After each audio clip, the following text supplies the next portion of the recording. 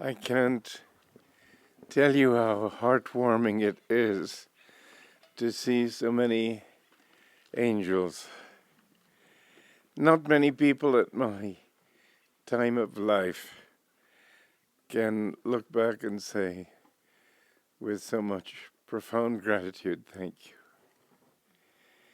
I thank all of you, and I thank Master for what he has given to you through me. And I have no regrets at all. I feel that everything has been a step upward, and everything has been cause for great celebration. And I thank you all for coming here and celebrating this 60th anniversary with me.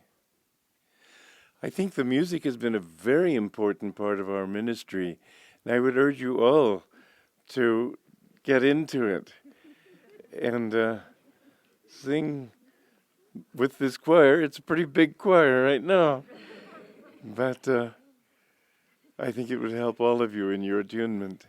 I thought today that I would talk about things that I have learned from my guru. Thought it might be useful for all of us. One thing that I mentioned yesterday, and I've been saying it lately, I feel as if I were sort of fading out.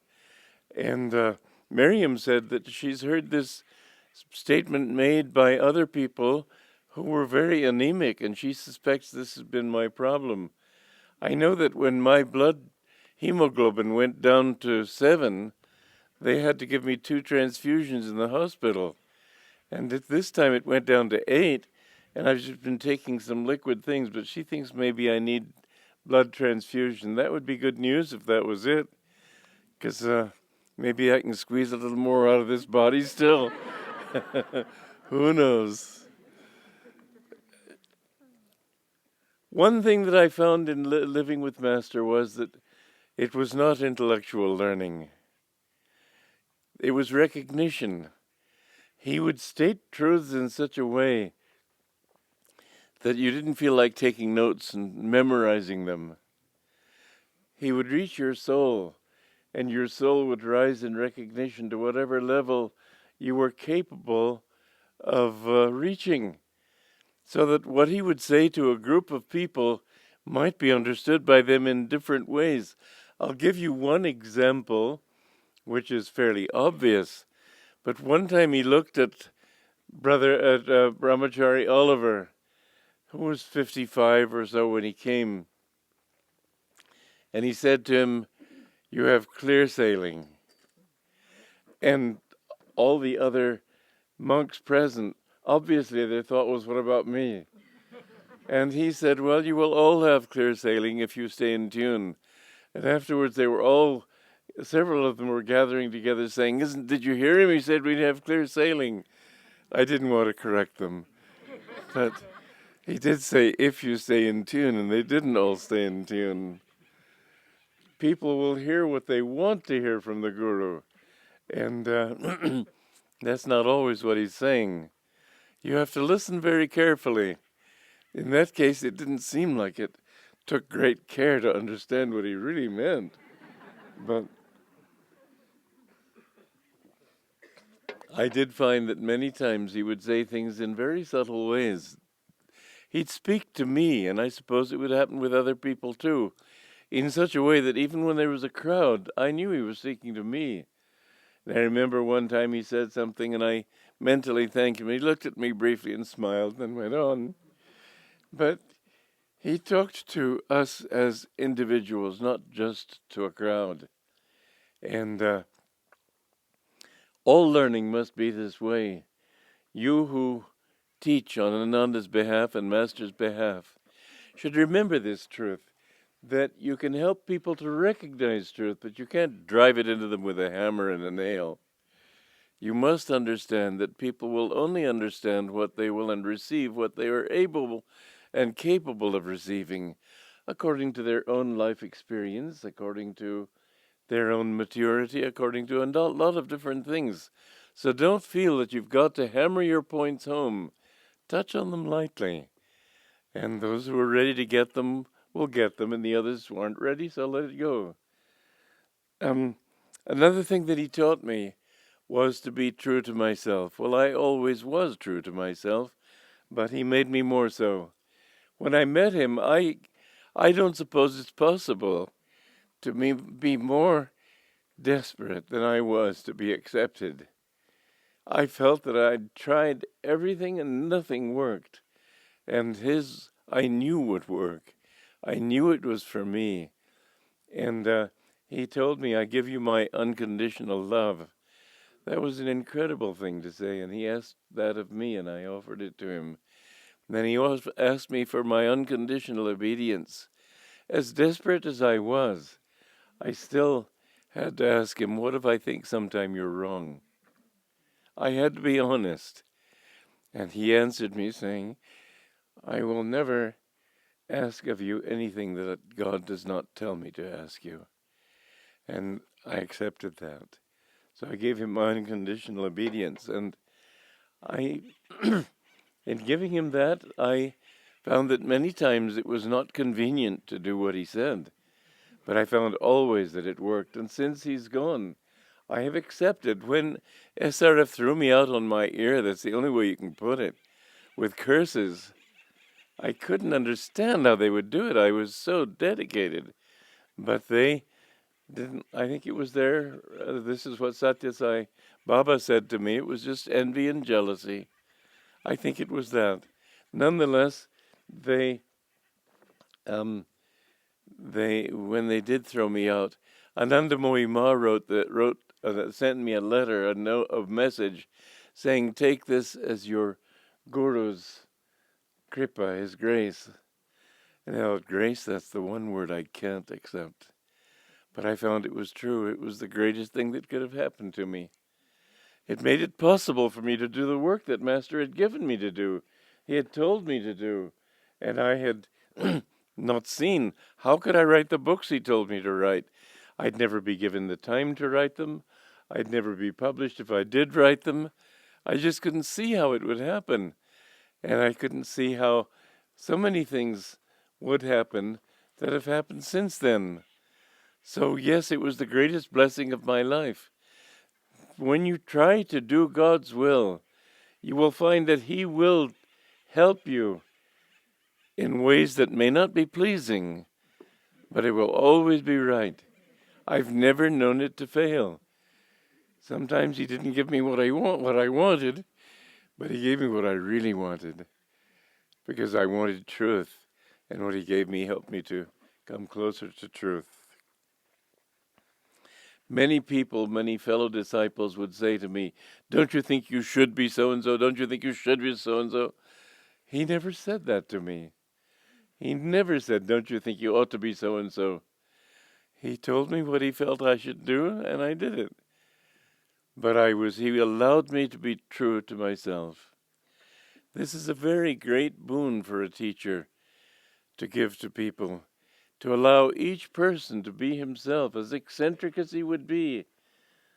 But when it becomes an institution, they tend to try to mold you into one form and make you toe that line. I don't want to see Ananda ever do that. I glory in the fact that we're a bunch of eccentrics. We're not only eccentric, we have great love for each other, and this is a wonderful gift. The harmony that I see here, I have not seen anywhere in ashrams or anywhere in this world. That is a great blessing, and I give that credit to Master too. But I haven't seen all his disciples being in that harmony, and so I have to say that it's something he's done through me too. He allowed me to be myself, and in doing so, he's helped me to understand that I have to allow all of you to be yourselves. That's the only, you'll never know, you'll never have anyone to work with but your own ego. Let's face it, you can't get away from it, so you might as well make the best of it. The truth is, you can get away from it ultimately, and that's something else that he taught me. But you get away from it by aspiring to higher things. He told me to grow a beard, and Actually, when I was letting it grow too long, he actually took the time to trim it himself. And when some of the other monks began growing beards, he said, "I don't shave them off. I don't want my boys looking like wild men." But apparently, he didn't mind one wild man in the crowd, and because I had a beard at a time when nobody grew beards, people would sometimes call out Fidel Castro, and the Masons decided that I looked like Jesus Christ. And so they had me pose at Gethsemane. And all I had to do at this Masonic installation of officers was sit by this rock and heave a sigh every now and then. But afterwards, Master said, several of them said that I looked like Jesus Christ. And I sort of self-deprecatingly said, well, I'd much rather be like him than look like him. And I expected him to laugh. He didn't. He said, that will come. He always saw us in our highest potential. He never would laugh at our weaknesses or laugh with us in our self-deprecation. This is a fault of mine, as he made clear, but it's still a fault. I can't help it. I do tend to deprecate myself, and I think it's got its positive sides. It keeps me humble. But at the same time, I know one time the monks always called me Don, and my master, however, called me Walter. And I was sort of puzzled why he called me Walter. But I asked him one time, sir, would you like the other monks to call me Don or Walter? He said they should call you Reverend Walter. I hastily dropped the subject.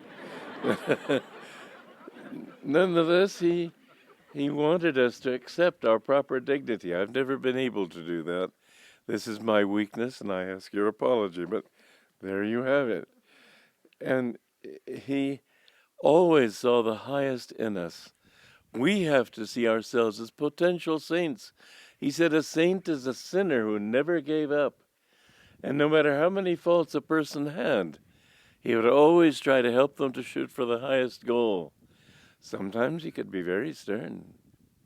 I remember him saying to Boone one time that if you don't make it in this life, it'll take you, if you leave this work, it'll take you another 200 or 700 lives to reach this point. That's quite a frightening statement. And Boone did leave. One time he asked Master, will I ever leave this path? Master answered obliquely. He said, how could you? Everyone in the world is on the spiritual path. But at the same time, some are working to get off of it, and others are working to burrow themselves deeper. Like that net that the fisherman throws, and some fish, instead of leaping out of the net, burrow deeper into it. They'll get caught. And Boone, unfortunately, it's his own weakness. But he has said, I've fallen. Master said, never say you have fallen. Never say you have failed. Always you can make one more effort, but if you say that you've failed, it will be true for this life. So never accept failure. A saint is a sinner who never gave up. Always cling to that aspect of your being which has brought you here. You wouldn't be here if you didn't have some divine aspiration. When Norman said to him once, sir, I don't think I have very good karma, Master said, remember this, it takes very, very, very good karma even to want to know God. So work with that good karma. Don't worry about the bad karma. It's very important.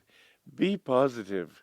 One time, when I first came to Encinitas, this was the 11th of September it was the 12th of September, but before I went up to Hollywood to meet Master. And I met Sister Gyanamata. I was dressed all in white because I thought that's how people dressed in California, in Palm Beach suits. but California isn't Florida. And so Sister Ganamata's first impression was that I must be a serviceman come to check on the water that they'd ordered to come. And I got quite offended with her and got sort of upset because here so many churches have these little old ladies gathered around who have nothing better to do with their lives than clog the drains, as far as I could see. And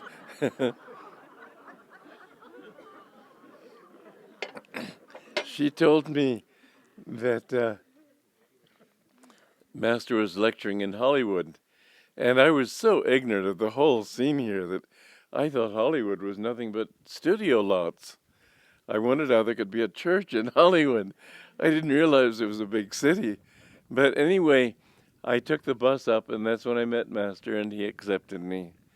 But I remember in the bus I was thinking of her again with sort of indignation, and I remembered her eyes, and they had been very deep. And I suddenly realized she was much more than I had understood.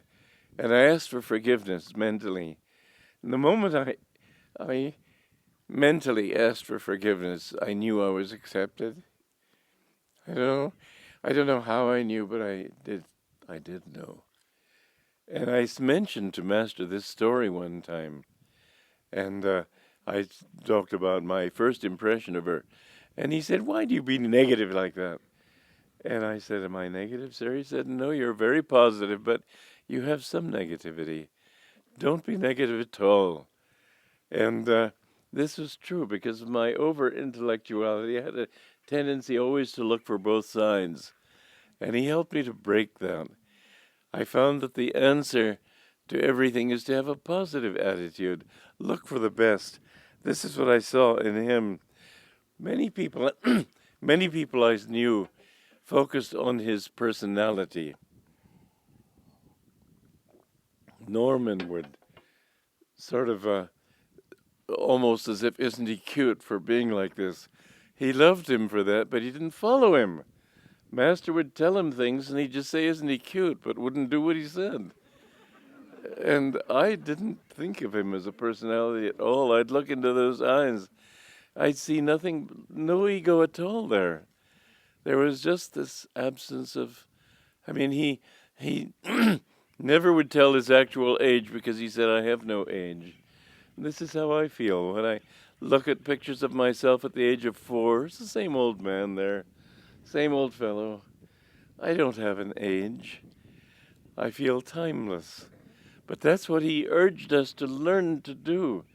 Don't think of yourself in terms of age, because this same soul will keep coming back into new bodies.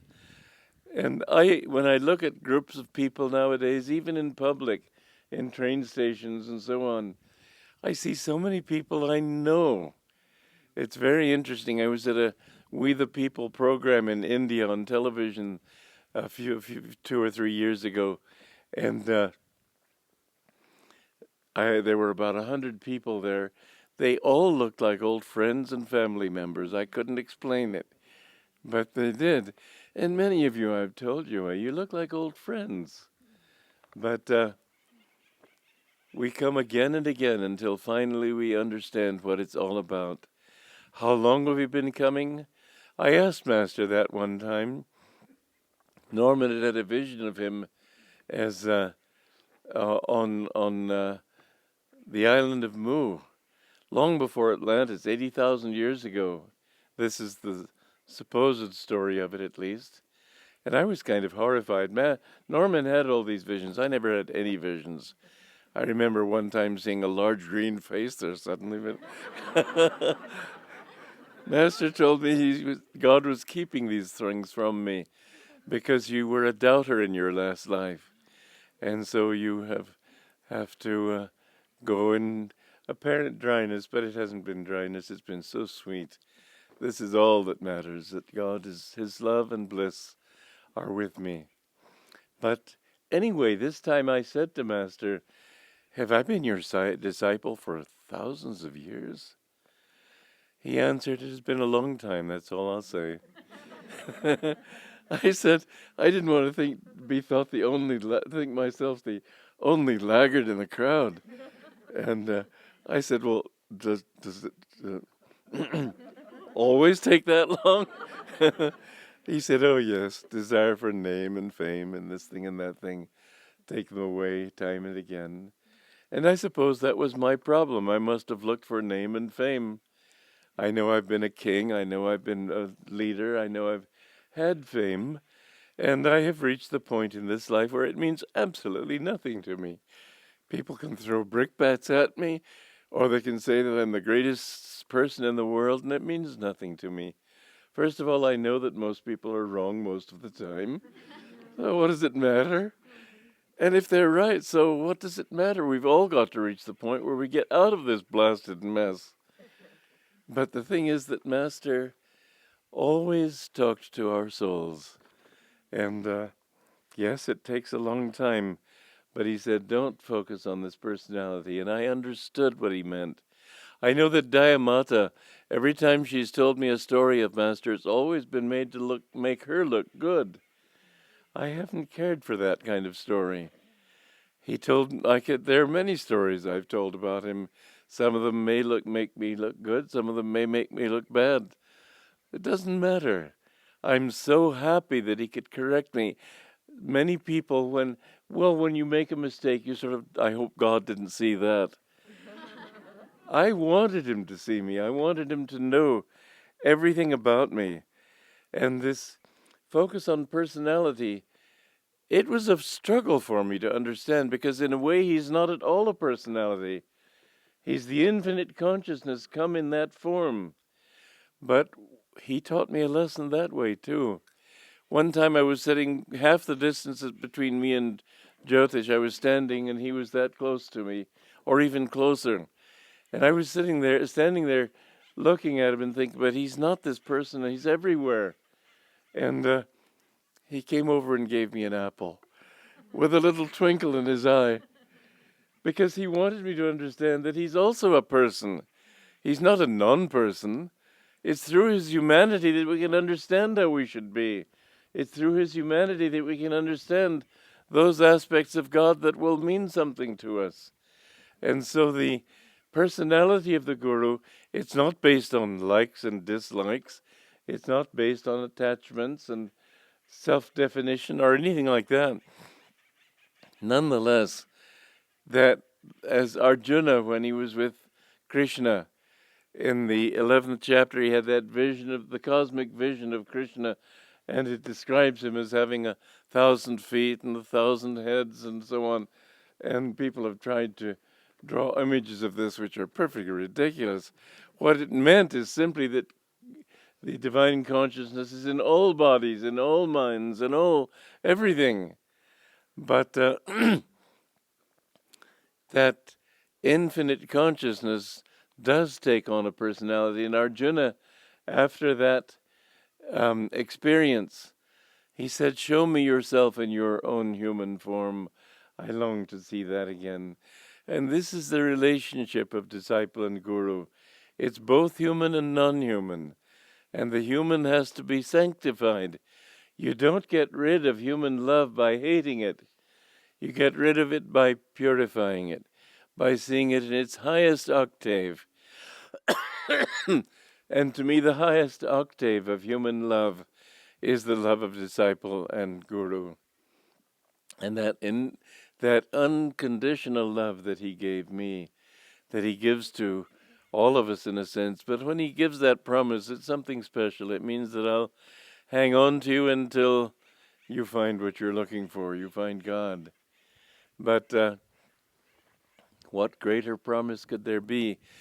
Shankaracharya said, the Adi Shankaracharya, that in all the three worlds, causal, astral, physical, the greatest possible blessing is to have a true guru. The guru doesn't make you a disciple, he makes you one with himself. This is the goal of the spiritual path. You don't remain forever subject. You become one with God. You can't be greater than that. This is the goal of the spiritual path, to realize that you are He. and that this little ego that you're living in and that you take so seriously, it means nothing at all. You are that infinite one. And when the veils are all lifted and you see that, it's not that you lose your ego, but it becomes sanctified, so that you always know that God is working through your ego, and it's not you who are doing it. Master's humor, I used to be sort of sarcastic. I enjoyed sarcasm, not for the sake of hurting other people, but to be clever. This was my ego and my fault. But I noticed that Master was never sarcastic. He was always kindly. He never laughed at anybody, but he had a great sense of humor, and he often would laugh with people. But in this I have also helped, I think, to share with Ananda people too. We love laughter, we love humor, but we love to do it kindly.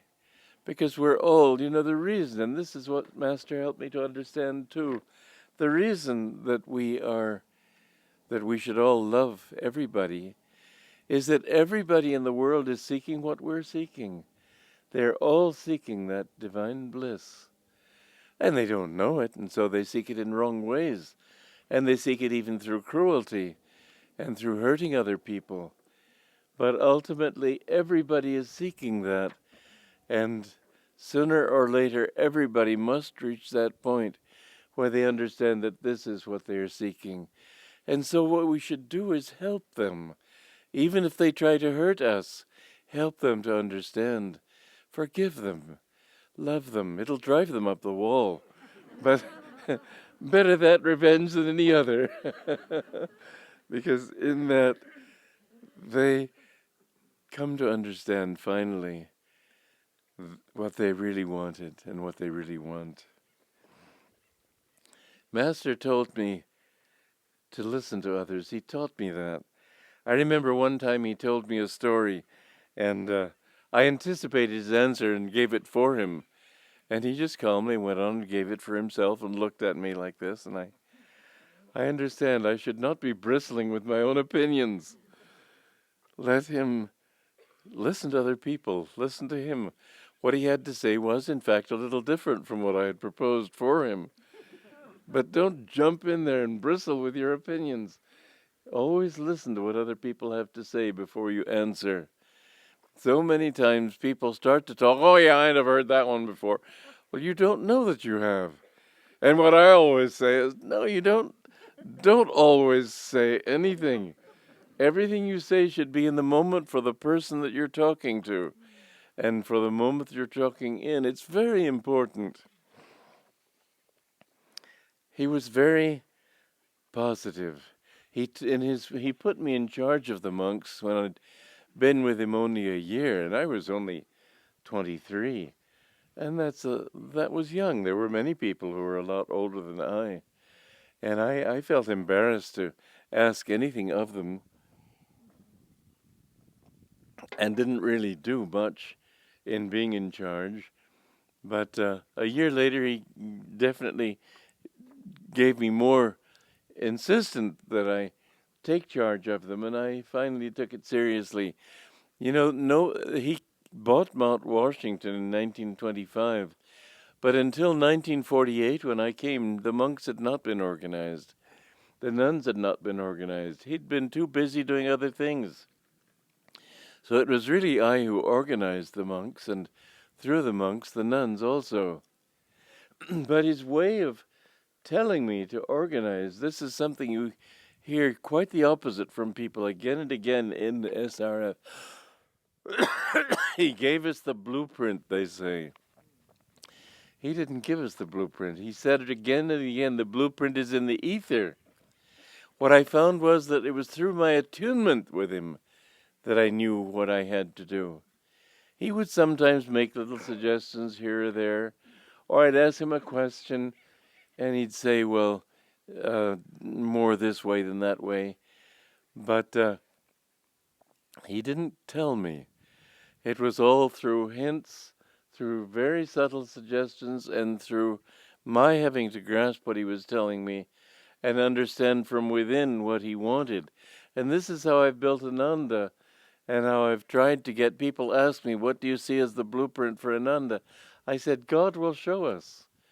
He shows us every step of the way, which way we should go. If you're committed to going north, God's will may be when you reach the next corner to turn south or east or something.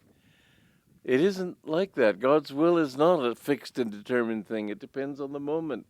It depends on the opportunities. It depends on what people are ready for. So many things determine it.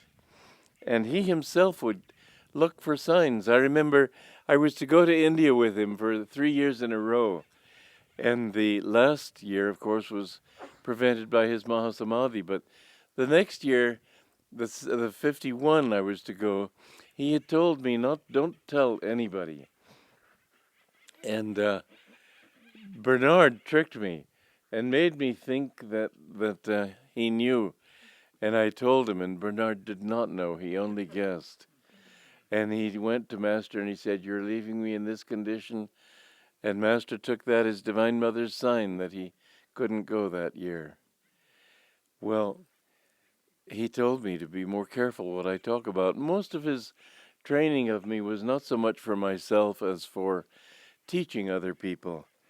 And one of his ways, however, of teaching, as I said, was very positive. People have often talked about how stern a disciplinarian was, how strict he was, how he wouldn't let anything go wrong. I remember one time he entered the monks' dining room. Well, the monks' dining room was... women are needed on the scene. It was an absolute mess. And he looked around at these unwashed dishes and dirty table and everything, and he sat down. He said, well, it might be worse. But he always looked in a positive way at everything, and he always helped us to encourage us in a positive way to be better than we were, to try to strive to be better, and to see the goodness in people. I was amazed. One time, Herb Jeffries, you may know his name. I suspect he's not living any longer, but I saw him some years ago in Los Angeles. He was quite an old man there. He was a black singer, but he looked more white than black, actually, anyway, because he had some black blood in him. He identified with that. Anyway, he was a very famous singer. He sang with Duke Ellington and so on. And he came to Master. And whenever he came to Master, he was all enthusiasm. I never saw a more enthusiastic person. But then Master would have an assignment for me to teach him meditation techniques at the church. And he wouldn't show up. And after this happened the third time, I got fed up with the guy. I thought, is he just coming here for glory? And the next time Master saw him, I was always there when Master saw him. I wouldn't even look at him. And Master later said, how dry you were with him. How many people would be left here if I had been so judgmental of them? And he showed me, be forgiving, be loving, give everybody a chance to improve. And in fact, when Herb Jeffries came to my talk in Los Angeles several years ago, he still loves Master, he's still with him. He wouldn't be with him if Master had taken him down. He still has practiced his Kriya. He still is faithful in his way, but it's a worthwhile way because it's what he can do. So always look for the good in people. Everybody is a mixture. As Babaji said to Sri Yukteswar, the world of Maya is a mixture of sand and sugar. Be like the wise ant that takes the sugar and leaves the sand. You will see that in this way you will grow, but you will feed on what you see in other people. I remember him saying to Ananda Moy one time that he said, whenever you remember this, whenever you see wrong with people, it's wrong with you. When you are right, everything is right because you see God there. It doesn't mean that you're blind. It doesn't mean that you don't see people's faults, but you see them struggling in their way. And you see the good in them and try to help feed that good. You will gain a lot more good, as they say. More flies are caught with honey than with vinegar. And so you can catch people's delusions and help them out of them if you look for their goodness. Otherwise, their ego gets in and they say, "What do you mean?" And you're another, and they erect defenses, which makes it impossible for them to get out of those darknesses. Master always gave credit to his line of gurus, and I think this is what we should always do. Somebody asked him once, "Why are you teaching the Gita and the Bible especially?" And his answer was, "This is what Babaji wanted me to do." It's a very interesting thing in Autobiography of a Yogi, that chapter on the resurrection of Sri Yukteswar, where Sri Yukteswar describes the astral world and the causal world and so on. And Master, this happened when in 1936, after he'd left his body, and he materialized to Master and told him these things, and Master was just so awestruck, according to the autobiography, that he was learning these wonderful things from his guru. In 1932, he had made those same descriptions of the astral world. He knew it all, but he always gave credit to the gurus. This is something that I think is a very lovely thing in the life of Arjuna and in the life of Master. When you read the autobiography of a yogi, you get this idea of this humble seeker coming, knowing nothing, and just in awe of all these things that he's learned from all these teachers. He told us at the end of his life that all those teachers he would go to as a young man and as a young boy, he said they were always trying to learn from me. I kept trying to learn from them something, and they called him Chota Mahashai, which he translated as Little Sir. But Mahashai means great soul. They saw that he was a great soul, and they kept asking him for instruction. He got very frustrated, but he never would talk like that. He always put himself that way. This is where he told us that he was Arjuna in the last life. And see, the same thing in Arjuna, in the Gita. Arjuna is this humble devotee at the feet of Krishna, learning these great truths and being scolded by Krishna for wanting to give up and everything. But he was acting on behalf of the devotee. And Arjuna and Master both acted on behalf of you and me, perfectly happy to look foolish in order to help us to grow. But it's a beautiful thing. Arjuna was a realized master, and I think Master has been a liberated soul for many, many lives. He said in his poem, rather, in the God's Boatman, he said, "I will come back if need be 1,000,000,000 times, as long as there is one stray brother left crying by the wayside."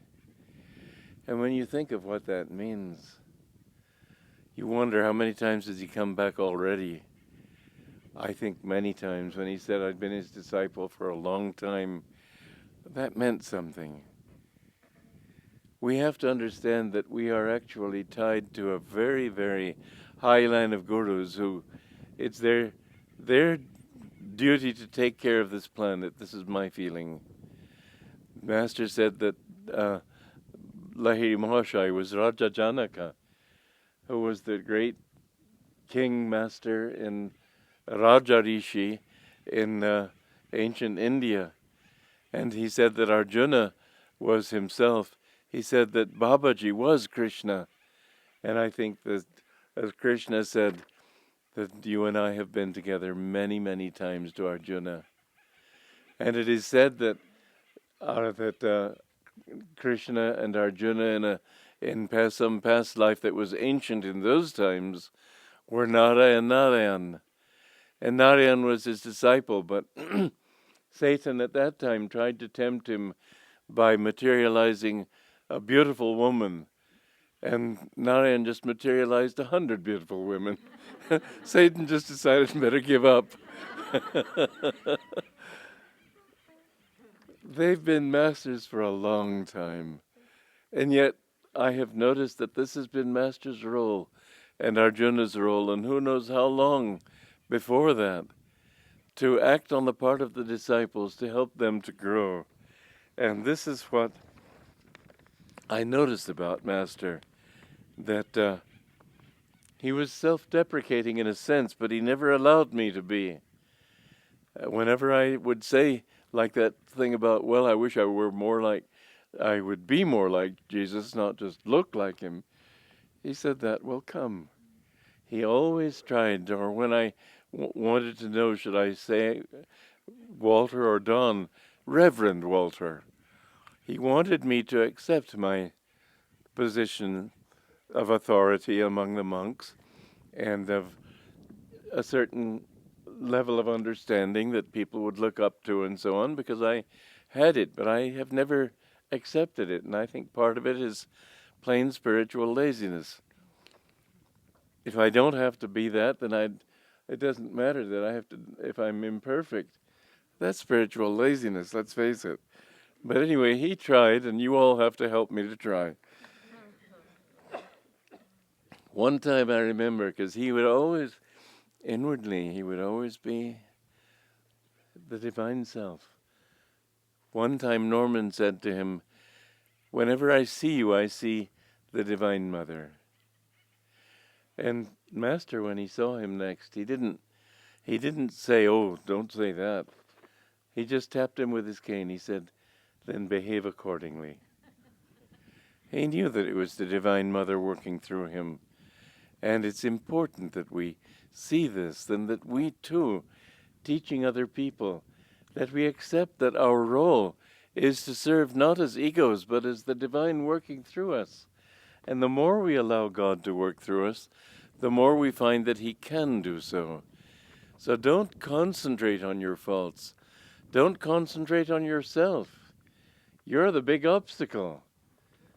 So think of him and let him talk through you and speak with his dignity. It's important.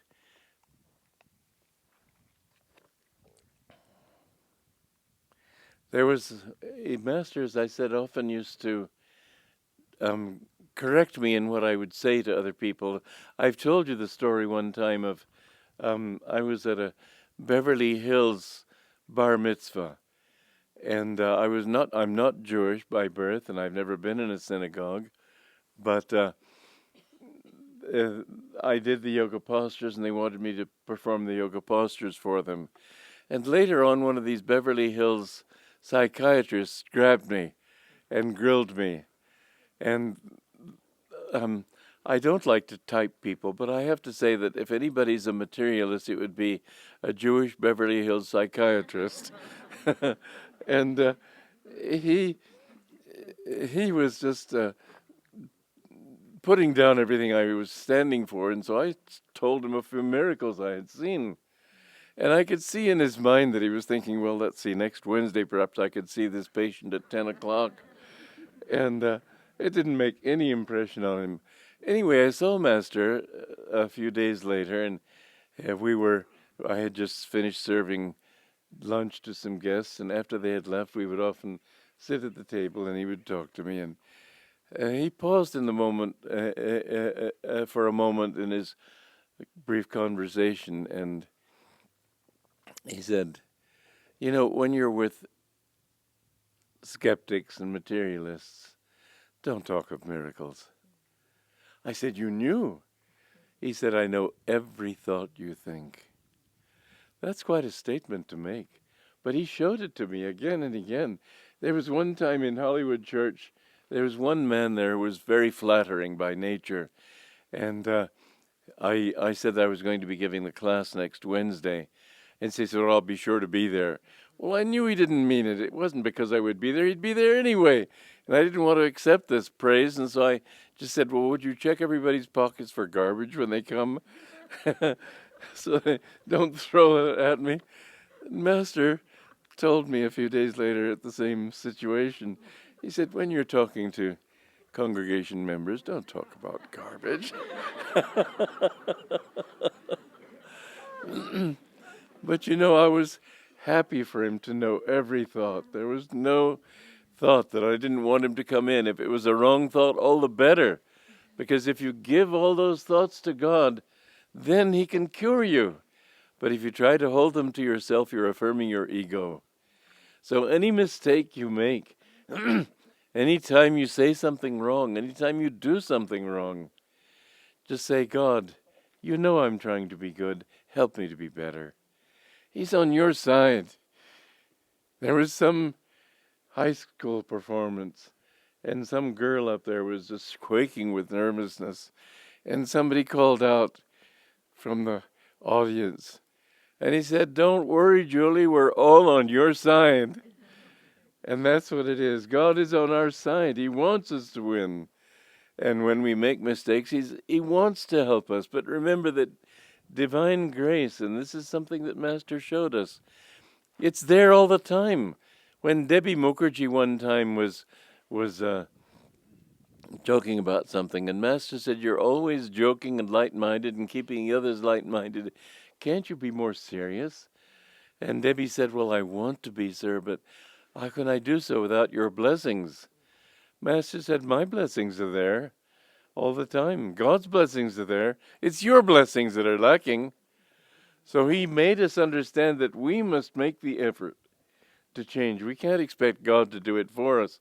And I've come up with the image of the sunlight on the side of a building. It will go into all the rooms if the curtains are parted. But if the curtains are drawn shut, it can't come in.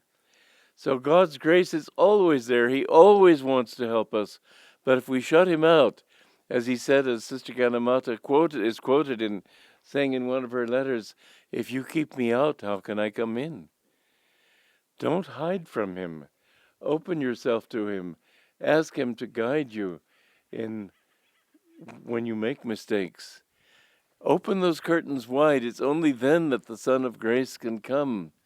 And don't think that grace will only be there if he likes your baby blue eyes or whatever. He loves all of us unconditionally. But he wants us to make the right effort. And the right effort is, most of all, opening ourselves to him. I remember the one thing, when Master was in church, he would talk about community. He would talk about the need for communities. He'd talk about general teachings. With us disciples, the most important thing he kept hammering on was be in tune, be in tune. As it says in the Bible, as many as received him, to them gave he power to become the sons of God. Receiving Christ and receiving the Guru doesn't mean, yes, I'm a disciple. Yes, I follow. Yes, I'm a member of this church. It means opening your heart to him and asking him to take charge of your life, to guide your thoughts. I will reason, Master said to pray. I will will. I will reason, I will act, but guide thou my reason, will, and activity to the right path in everything. We have to act, we have to will, we have to reason, but yes, we should always ask God to show us what he wants for us. And bit by bit, even those faults which seem to you impossible to overcome. And this is one of the strange tricks of Maya, that when you're in a delusion, it doesn't seem that you'll ever get out of it. This is the story of the Bhagavad Gita, that Arjuna is saying, how can I kill these relatives of mine?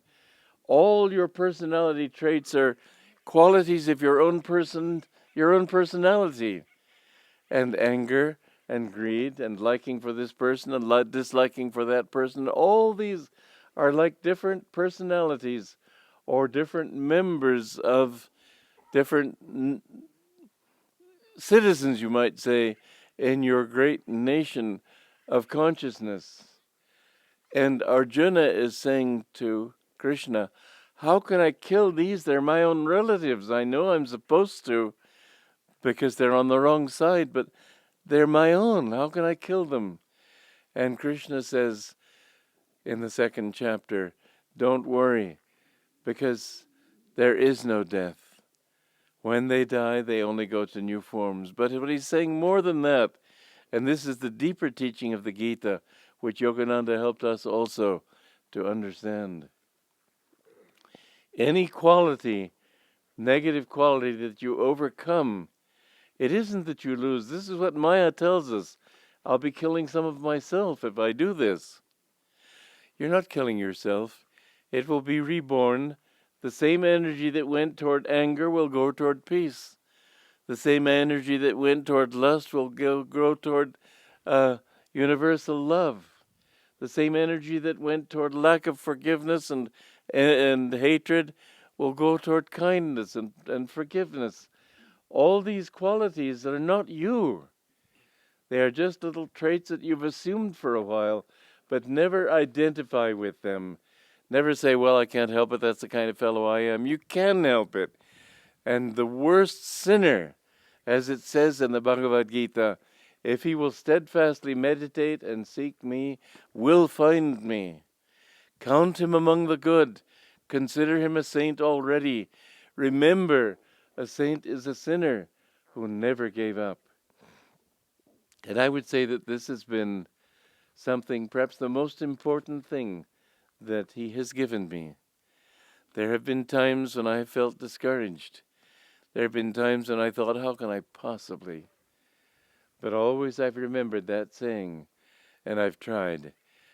And the wonderful thing about every delusion that you've got is that when you're over it, you just wonder what all the excitement was. You see that it's completely unreal. I remember I used to have a lot of intellectual pride. I could out-argue anybody, and I was proud of it. This was why I tended to be sarcastic, which I'm not now. But I remember one night, and I think many of you have heard me tell this story, I got so tired of this quality.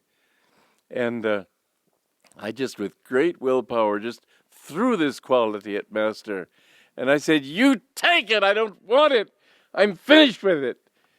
And suddenly, I felt free, and I've felt free ever since. It was an amazing experience for me. But it's like somebody who was a drunkard. And one time he felt inclined to go to the cupboard and take some more alcohol.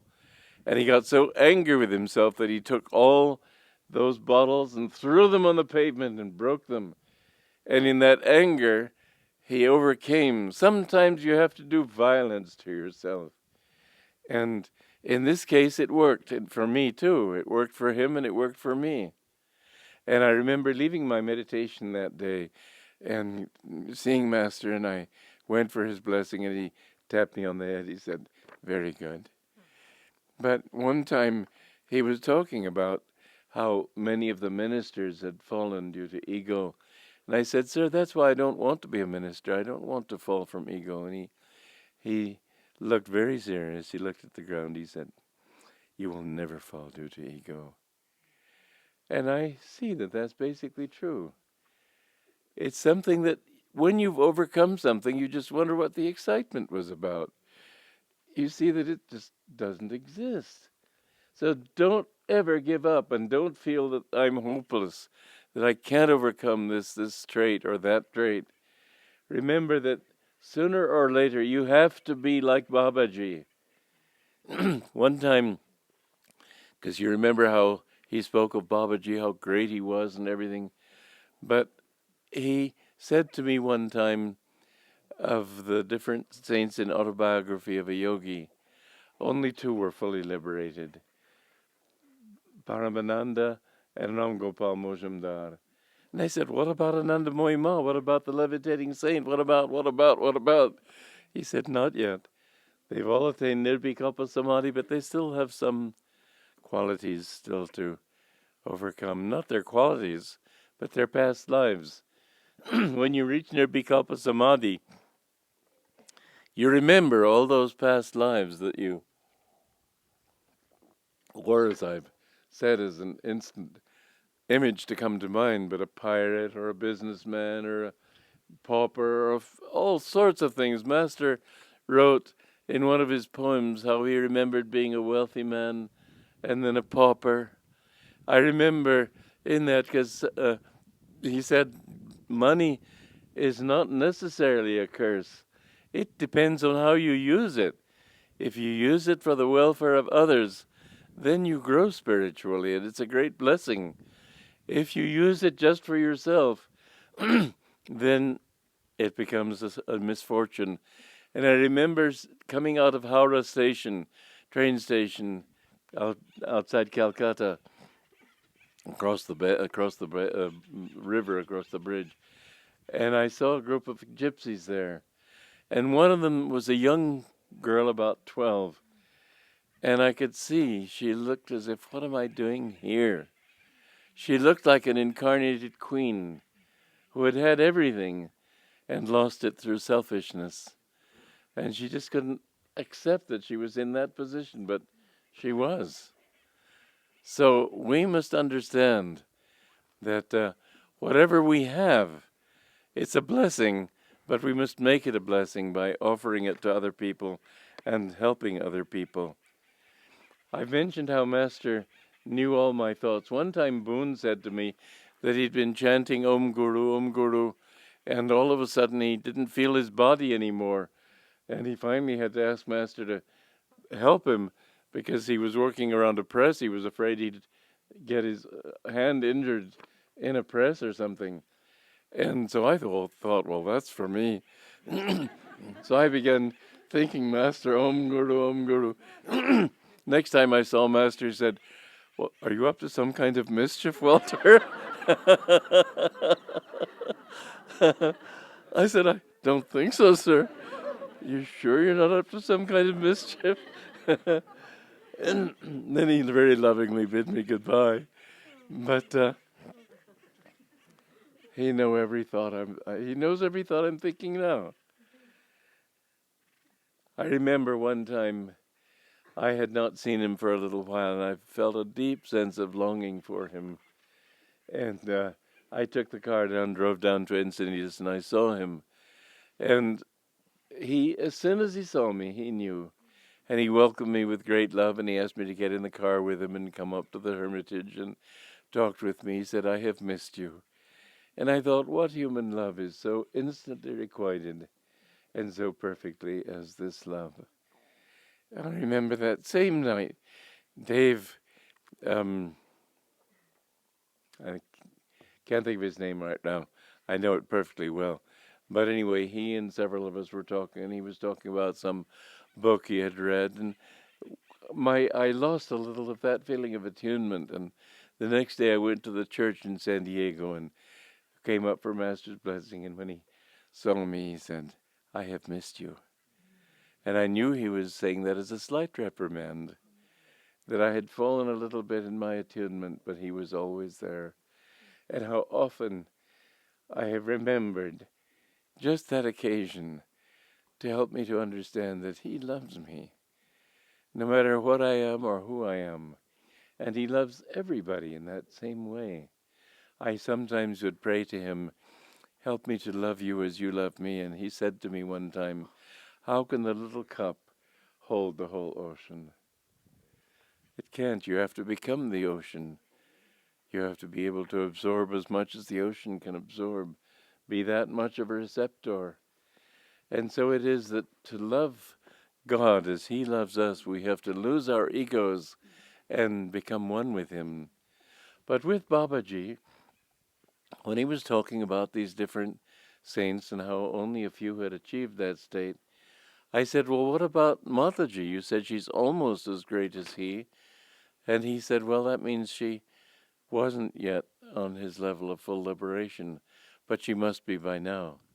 But that statement that anybody who was a little short of complete self-realization, complete siddha, or state of siddha or freedom, anybody who is short of that is short of the state of Babaji, meant that everybody who is in that state of complete freedom is the same as Babaji. It's outwardly that he gives this special devotion, humility, and so on too. But he knows he's one with that. And Babaji knows it. We all have to reach that state. You don't remain forever a subject. You become one with God, and you can't be anything greater than that. Jesus, when he said, I and my Father are one, was scolded by the Jews because they said he was blaspheming for saying, I and my Father are one. And Jesus did not answer saying that my Father says so and you'd better believe it or you'll go to hell. He said, don't your scriptures say, ye are gods? He was saying that we are all the same. He was not born in this world, and the great masters are not born to help us to see how great they were. They come on earth to show us how great we are in potential. We must understand that that is our potential, and anything short of that potential means we're still in delusion. But it's only a delusion. It does not define you as you are. You are children of God, and sooner or later you must reach that understanding. And no one is greater than any other, and you can't be greater than God. All of them are equal in him, and we must achieve that. Don't think that it's a sign of humility to say I'm no good. Always affirm that I have that potential within me. That's what the great masters trying to teach us, that what they try to teach us. I remember one thing, and that's why I say that I keep learning. I keep reflecting on my life with Master, things he said to me, things I've gained from him. Many times what I say comes from him inwardly. When I wrote the Whispers from Eternity, you might have thought it would take a long time to edit that book. It took me 2 weeks. And it took me 2 weeks in which I had many classes to give on the weekend. And still I was able to do it in 2 weeks. That has to be called a miracle. But somehow every sentence I looked at, I knew what to do. And if I had to take a word out, because there were too many words in the thing, it became top-heavy, I found that I could replace that word somewhere else. So it was just amazing to me that looking at it, I knew instantly what to do.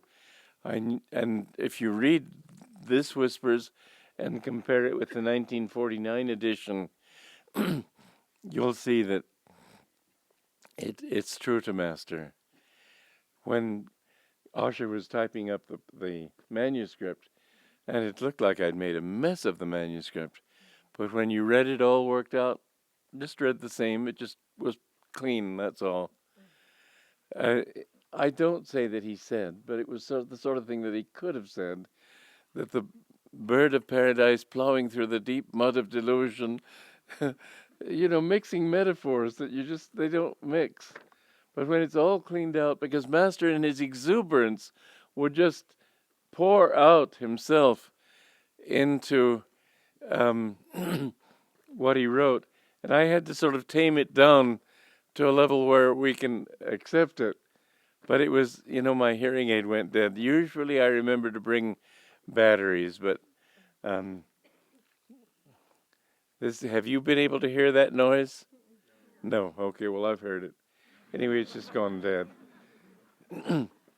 So, anyway, one thing that just yesterday it came to my mind that when I met Master, Bernard was there in his white robe, and Master did like this.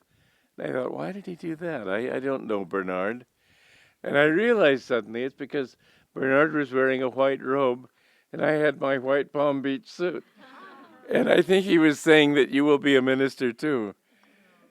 Rather than just comparing my robe to his, he was saying that this is what you will be. When I'd never heard of such a quick courtship as my meeting of Master. I met him, and half an hour later, I was a disciple. A week before, I had never known what the word guru meant, or karma, or dharma. I never heard of them. This was all completely Greek to me. And yet I read that book. I was very intellectual, but I doubted my reasoning. And as I say, used my reasoning to show how doubt-inspiring it is, how unreliable it is.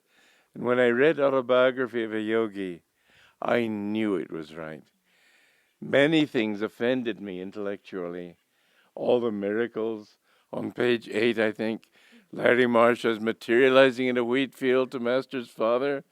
It was just, I couldn't take it all in. Somebody living hundreds of years. I couldn't reject it, however, because I knew in my heart, this man knows the truth. And when I met him, I found that everything he said was true, and all those miracles. But it was my heart that recognized him.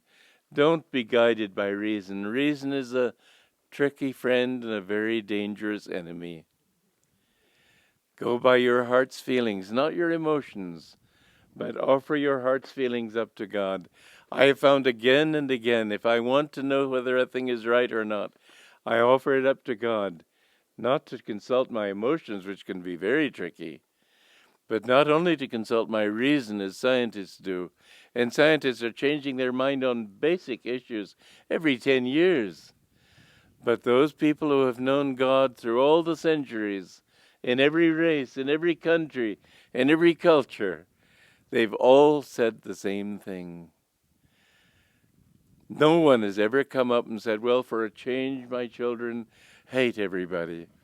They've all said, love everybody. They're your own self. They've all said the same truths. And this is what I found with Master, that everything he said, in some way, there was some deep message in it. He expected us to intuit his meanings. He didn't explain himself.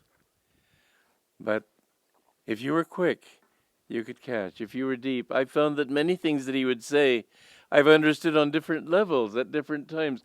To give you a simple example, one time he asked me, why does the earth,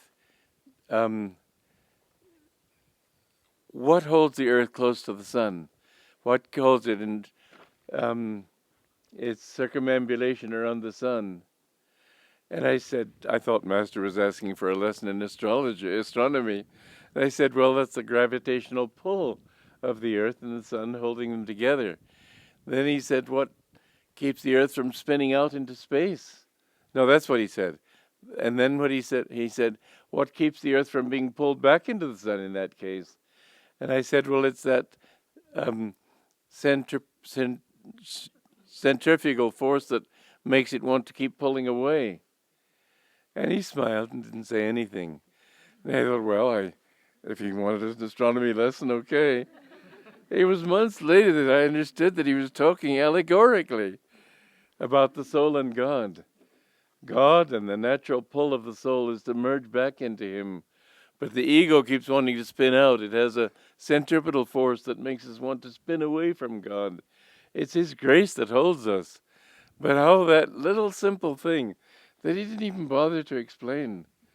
But over the years, I've come to understand it on deeper and deeper levels. And finally, I can't say that I've understood anything completely. I remember Tara saying to me, every time I think I've understood him, I realize he's much more. I've never made the mistake of thinking I could understand him. He's always in his presence. It seemed as if I was in the presence of God. But how can you understand somebody whose basic consciousness is infinite? It's like a little funnel here, and the top of the funnel spreads out to infinity. So don't think. I remember Bernard one time, I was asking Bernard, why does Master do things in certain ways? Is he trying to teach us organization? Organization, hell, all he ever does is disorganize. Well, that was his mistake, and it took him off the path. But I felt he must be teaching us something, and I've discovered that he did teach us that you don't organize things. You go by a flow, an intuitive flow that takes you much closer to the truth. And this is how I've built Ananda. But this thought that you can understand the Guru, it's a mistake, it's a delusion. You can never understand him until you're one with God. And then you understand how God plays. It's an indescribable thing. You can't understand it except by becoming that yourself. So I remember him saying to me one time, thank you. That's the spirit. I remember him saying to me one time, always remain in the self. Come down a little bit now and then to eat or talk for a bit, then go back into the self again. That's not the sort of advice you can take quickly. But I found over the years, it's what he was. He always was in the self. And it's what you become more and more as you live this teaching. And you find that your reality is something from your center to other people's center. And in that way you understand everything better. People have asked me how I've been able to do all the things I've done. I really haven't done them. But from my center, I've understood how they should be done, and he's done them through me. Don't ever get the thought, I have this talent, or I have this ability. Offer that talent up to God. You will find that it's amazing the things he can tell you, the things he can show you, how he can help you. And I would like, because my own nature is artistic, I would like people here to think that way. I don't mean you have to be that way, because we're all ourselves. But don't think that you will ever be a good artist as long as you think I'm a good artist. He is the real artist. He is the real artisan. He is the one who... I've often thought that handicrafts are a wonderful thing because you get the vibration of the person making it instead of just a factory-made object. But yet the vibration should also be there. When you make things, put your love into them. Don't think that I'm just making a thing. Put your vibrations into it. Master said when you lecture, put your vibrations into the words. Don't just think in terms of words. Your vibrations will change people much more than the words themselves will. And who you are is much more important than what you are. Be in tune inwardly. Master, as I said, always said, be in tune. He said to some of the disciples, a few of you will fall, but it needn't be if you would be in tune. So inwardly, keep chanting his name, asking him as the guru, what should I do, even in little things? And anytime you've made a mistake or have some weakness, say, God, I want to be good. Help me to be good. You'll find that his help will be there. Master talked a great deal about communities. This was something that I myself had planned. I think we're all born for a particular reason, and I think I was born to help him in his mission. Because at the age of 15, I was already thinking about communities and the importance of them, and I was all enthusiastic about it, and because I have a very enthusiastic nature, all my friends got enthusiastic about it too, until they found out that I was serious. Then they all fell off. But I didn't fall off. I was very serious about it until I realized that that's not going to give the world what it wants. What the world needs is God. And I began seeking God, and I didn't know how to seek him, but when I found Autobiography of a Yogi, as I said, I was desperate for help. I knew I needed help. I knew that I had not been getting the answers on my own. And by attunement with him, I found at least some answers in life. But communities is one thing he talked about a great deal. And you can see it from a sociological point of view, how important it is. It's an interesting thing if you look at the life of Jesus, that he too must have talked about communities, although I don't remember anything in the Bible, in the Gospels, in which he talks about it. But the fact that his disciples were immediately after his passing starting communities, as it says in the Acts of the Apostles, to me that means that they couldn't have done it unless Jesus had talked about it, as Master did.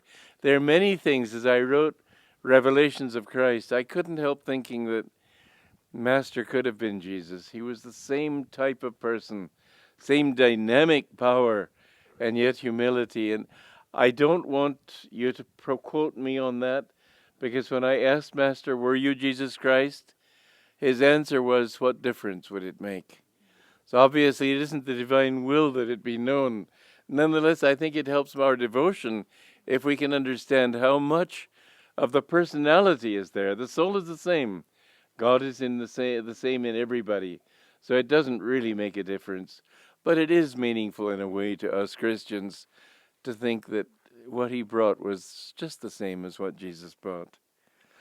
Communities was something he talked about. I talked to Daya about this in 1958, and I said, when are we going to start these communities? She said, frankly, I'm not interested. I have not seen in Daya the kind of spiritual advancement that people insist on seeing. I know that when Master was talking about his most advanced disciples, he mentioned Rajarshi, not Dr. Lewis, Oliver Black, and Sister Gyanamata. And he caught our thoughts because we all naturally, because Daya was in charge at Mount Washington, we all thought, well, what about her? And he caught our thoughts and he said, well, and Faye, well, she still has her life to live. But I've seen things in her that, well, I don't see wisdom in them. It doesn't matter. She's doing her best. But this was one thing that was very strong in Master, and she just wasn't interested. I say that this is something that we have corrected in that Master gave me this job. It's interesting that he never told me so. I think if he had told me so, my mind would have been going in different directions. I needed the experience of being thrown out and remaining still loyal. So I've never lost that loyalty. I'd never lost that love. But the communities were one of the most important things that he came to bring into the world. And I urge all of you to go out and try to found communities in time. We've talked about it, and my purpose today is not discussing how you can do it, but one very important thing is leadership. The most important thing in leadership is humility. Be in the self. Let God do it through you. Master, I remember that Herb Fried was going to Phoenix, and Master was giving him advice for how to be the minister there. And then he stopped for a moment, and he said, you have a great work to do. And I thought, because I was very nearsighted, I couldn't tell clearly whom he was looking at, although he was closer to me than you are, Jyotish, or you, Namdevi.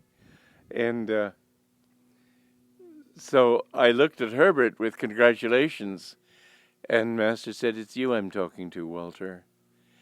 And from then on, he said this quite a few times, that you have a great work to do. Well, I never took that as a compliment. I always understood that it was a charge, that he insisted that I understand his mission, that I meditate on it and try to further it. One time he said to me out at the desert, he always said these things to me when we were alone, and people can take my word for it or not take my word for it. This too was when we were alone. He said, apart from St. Lynn, every man has disappointed me, and you mustn't disappoint me. And he said it with such power that I vowed that I would not. I would do everything I could to help him. But I understood. He wasn't saying that men had disappointed him spiritually. He had great men disciples. But none of them understood the importance of his mission and how it can change the whole world. And after I was on my own, Master had told me, write books. And I had always thought in SRF, how can I ever write books? They'll never give me the time to write them. And how can I ever get them published? They'll never publish them. They're not even publishing his books.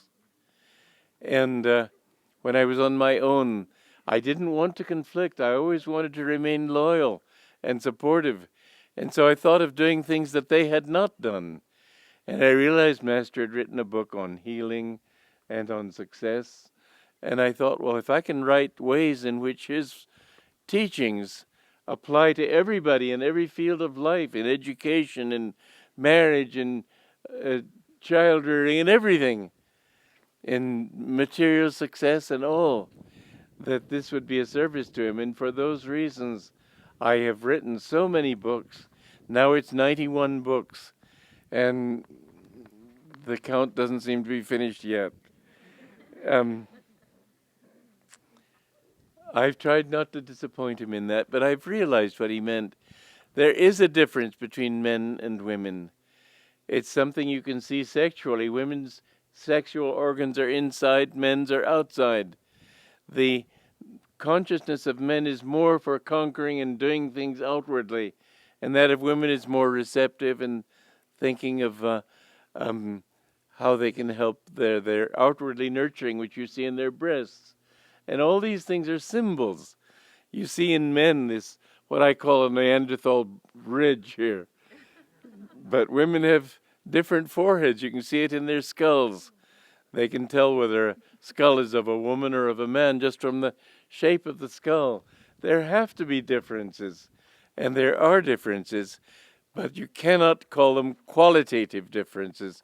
And that's the big mistake everybody makes. They're two sides of the same coin, and you can't say that one side has more value than the other. If it's 1 cent, it'll be 1 cent. If it's a pound, it'll be a pound. But it's the same for both. Each represent two aspects of human nature that together make for harmony and perfection. And I do think that men and women need each other. I do approve of the monastic life, and that's because people tend to slip into the wrong interpretation of the relation of the sexes. As long as it's sexual, it never will be understood. Each then will be egotistical, grabbing what he can for himself. But true love is self-giving. And when the Master never talked much about soulmates, but he did in one passage in one of the magazines, in the SRF magazine back in the 30s, he talked about Jesus and something that Jesus had said. And Master corroborated that true marriage is made in heaven, that there are such things as soulmates, but it cannot be a sexual relationship. It must be spiritual. But he said that you may meet your soulmate in a vision. That soulmate may be living on another planet. But there will be a union of these two which makes that possible. I cannot speak from that. I do not know. I do remember one time there was one disciple of Sri Yukteswar who was doing his best to be a brahmachari, but had a very hard time with it. And Sri Yukteswar said, God has a special gift to give you today. And they were sitting in a train, and there was another train parked, whatever you say, parked isn't the right word, stopped next to them. And he said, look over there. And there was a woman sitting in that compartment that somehow this man felt completely satisfied. He never had another desire.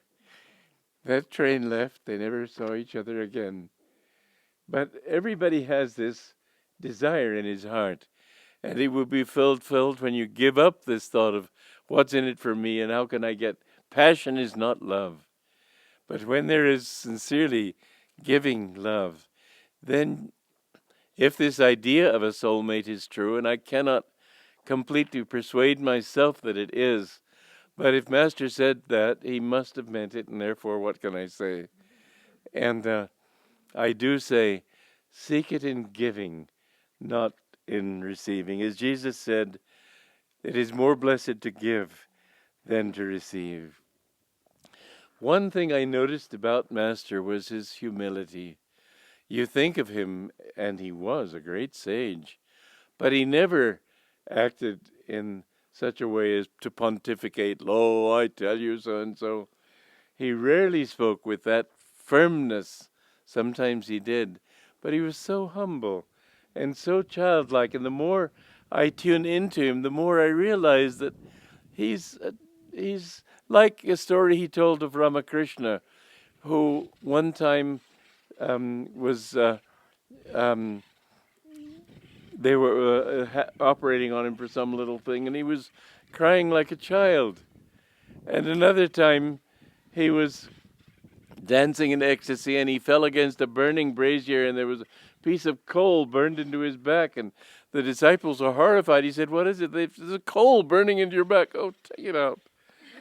And he was just like a child. He didn't play any game of the great guru.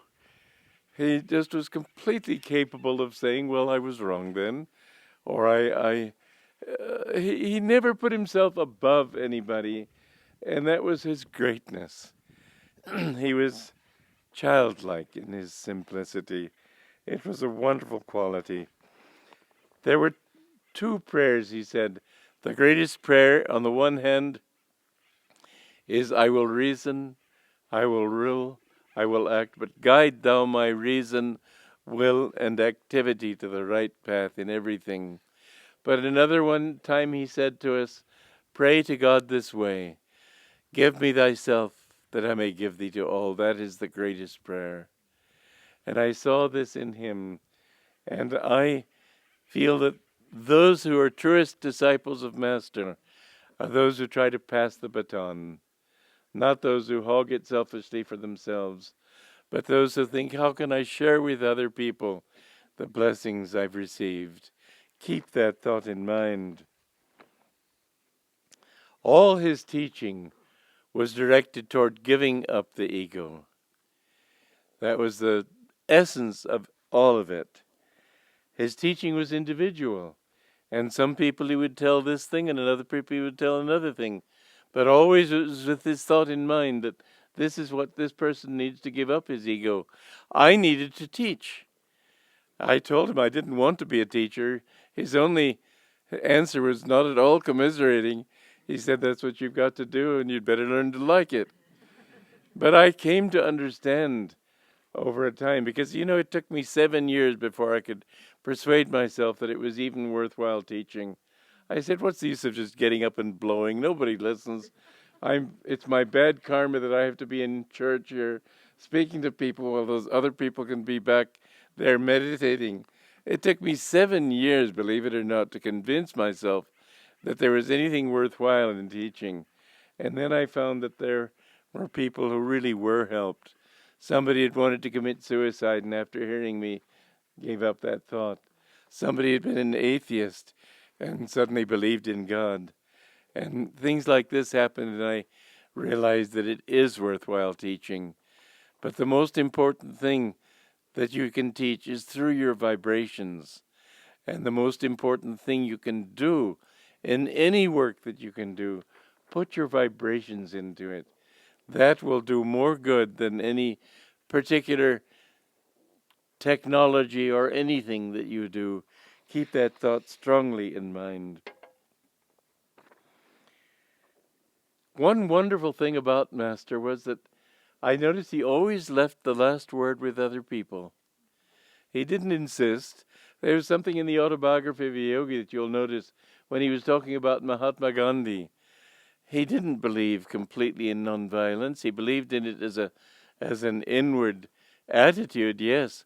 But he said there are times when you have to be violent. Krishna told Arjuna this. Sri Yukteswar taught Master that in that lesson on the mosquito. Remember when Master didn't want to kill the mosquito, and he said sometimes it's necessary to, it's a minor sin, but you have to do certain things for a higher motive.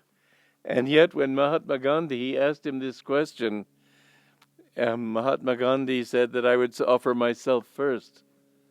If somebody were to come to your village, for example, and shoot everybody up, what would you do? And Mahatma Gandhi said, well, I would offer myself up first. Well, what if the man shot you and went on to shoot everybody else? He didn't answer that question. It's not answerable except from the standpoint, as Master himself said.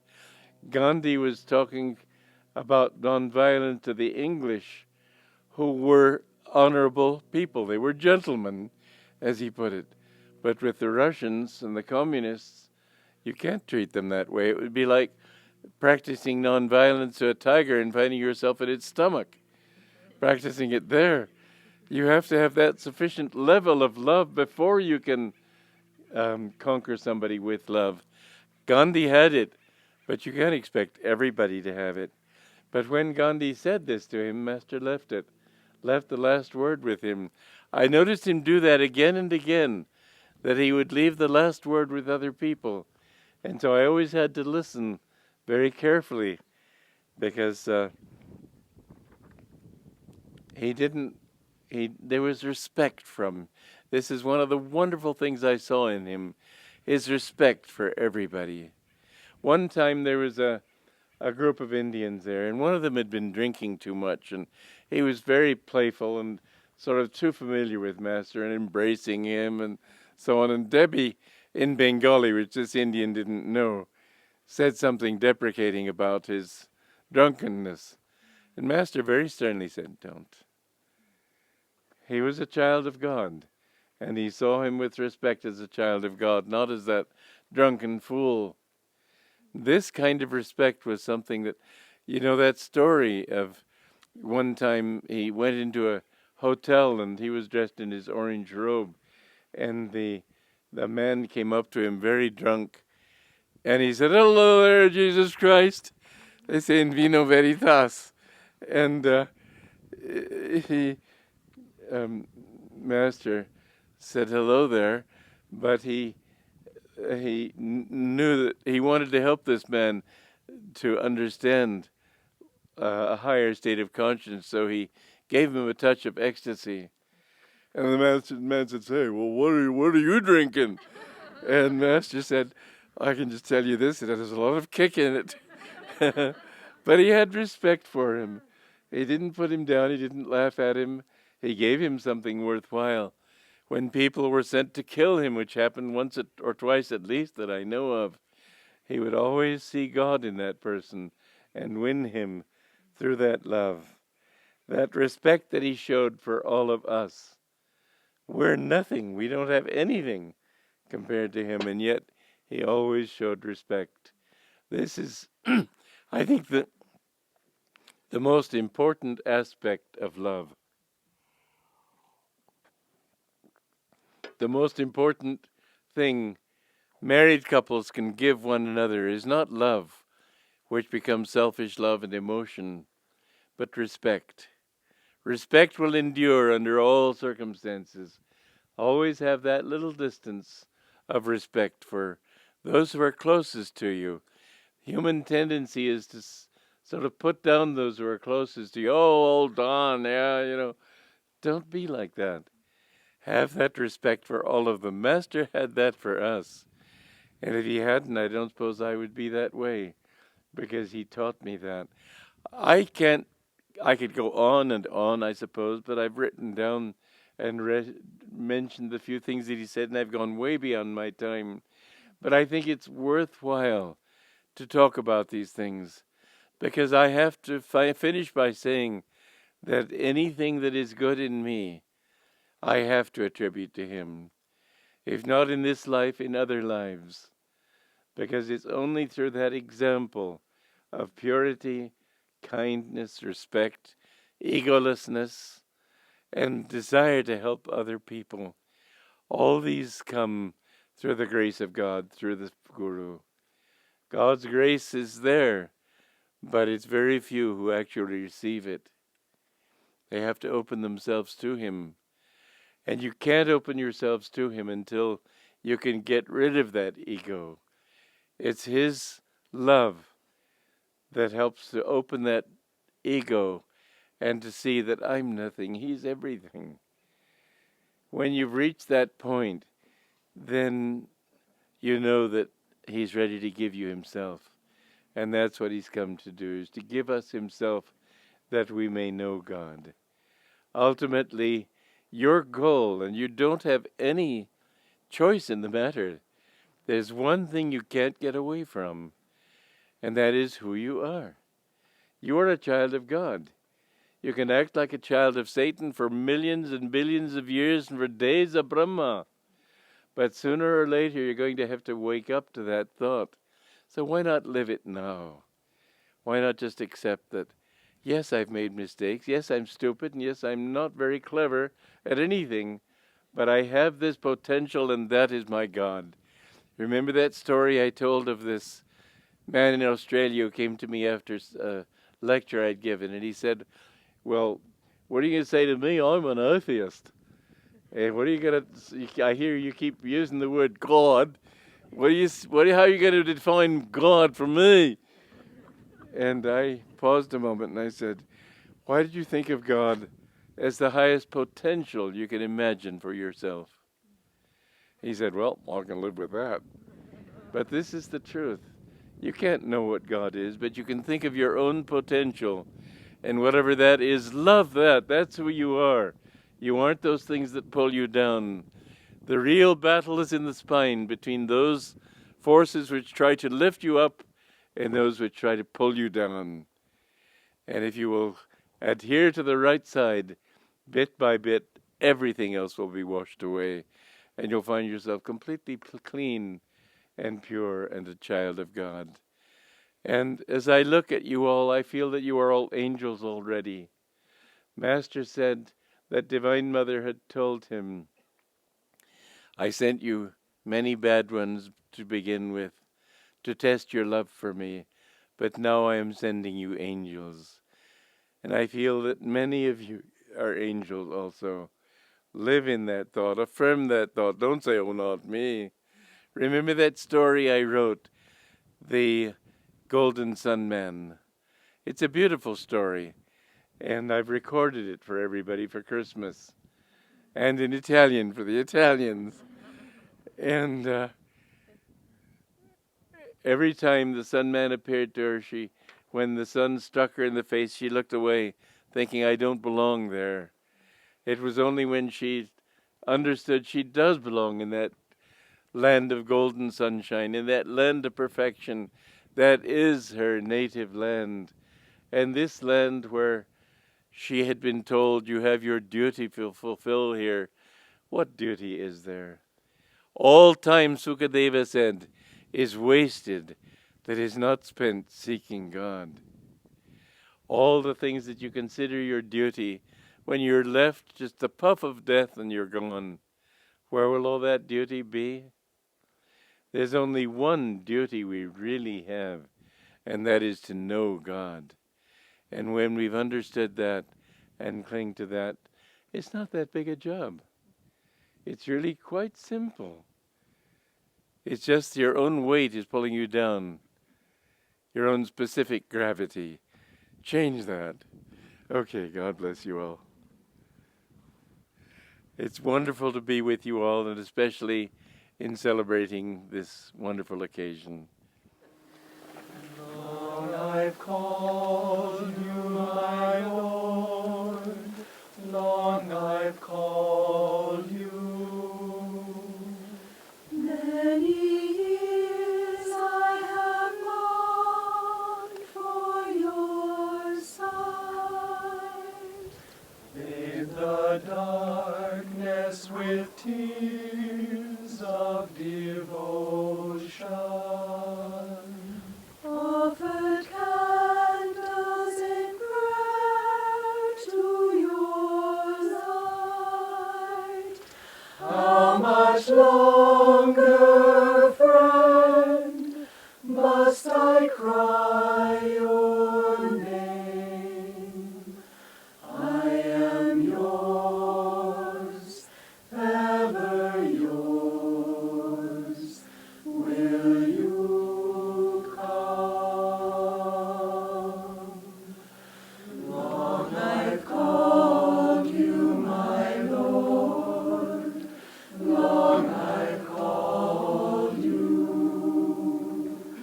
Many years I have longed for your sight.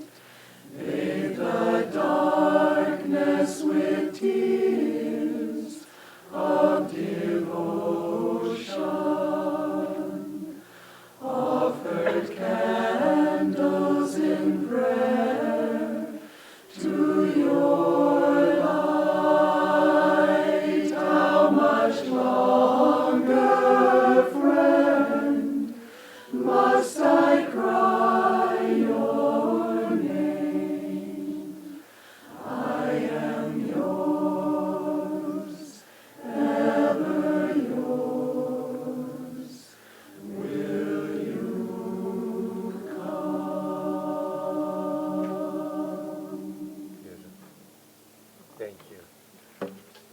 Thank you all.